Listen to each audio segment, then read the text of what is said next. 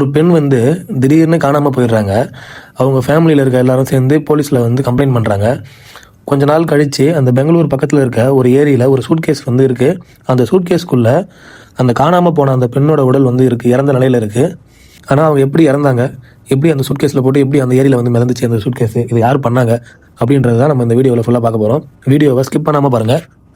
கர்நாடகா மாநிலம் பெங்களூருவை சேர்ந்த 61 வயதான ஜெயமா இவங்க கடந்த 2026 ஜூலை மாதத்தில் வீட்டை விட்டு வெளியில் போயிட்டாங்க. ஆனால் வீட்டை விட்டு வெளியே போனவங்க அகைன் திரும்ப வீட்டுக்கே வரல, காணாமல் போயிட்டாங்க.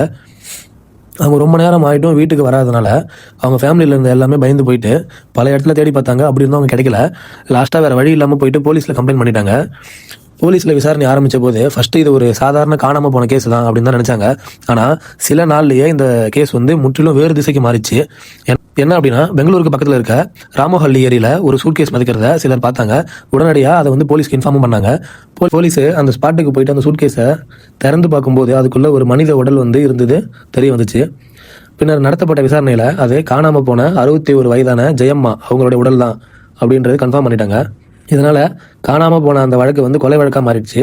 இப்போ போலீஸுக்குள்ளே ஒரே ஒரு கேள்வி தான் இருந்துச்சு, அந்த ஜெயம்மாவை கொலை பண்ணது யார், கொலை பண்ணி அவங்களோட உடலை சூட்கேஸில் வச்சு ஏரியில் தூக்கி போட்டது யார். போலீஸார் அந்த பகுதியில் இருந்த சிசிடிவி கேமராவெல்லாம் ஆய்வு செஞ்சு பார்த்தாங்க. ஜெயம்மா கடைசியாக எங்கே போனாங்க, கடைசியாக அவங்க யாரை பார்த்தாங்க, அவங்களுடைய வீட்டை சுற்றி யாராச்சும் சந்தேகப்படும்படி இருந்தாங்களா அப்படின்னு சொல்லிட்டு எல்லாத்தையும் பார்த்தாங்க. விசாரணையோட ஒரு கட்டத்தில் ஜெயம்மாவுடைய பக்கத்து வீட்டை சேர்ந்த 21 வயது இளைஞர் ககன் அப்படின்றவர் மீது போலீசாருக்கு சந்தேகம் வந்துச்சு.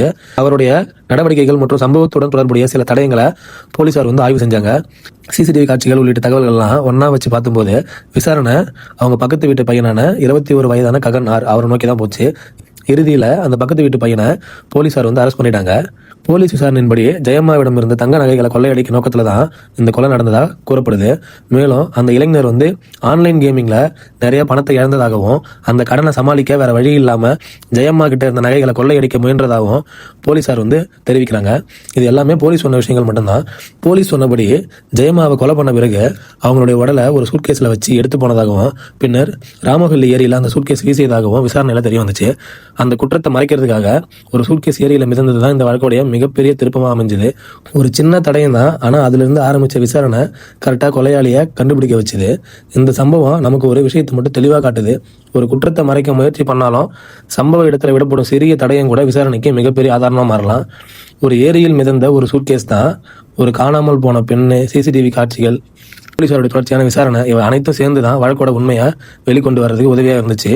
இந்த வழக்கில் நீதிமன்றத்துடைய இறுதி தீர்ப்பு வரும் வரை கைது செய்யப்பட்ட நபர் மீது சுமத்தப்பட்டுள்ள குற்றச்சாட்டுகள் மட்டுமே என்பதை மறக்கக்கூடாது. ஓகே, தப்பு பண்ணிட்டு என்னதான் அதை மறைக்க நினைச்சாலுமே டெஃபினட்டாக அது ஒரு நாள் அந்த தப்பு வெளியில் வந்துடும் அப்படின்றது தான் உண்மை. இதுதான் இந்த ஜெயம்மாவுடைய கொலை வழக்கிலுமே நடந்திருக்கு. இது ஒரு உண்மை சம்பவம் தான்.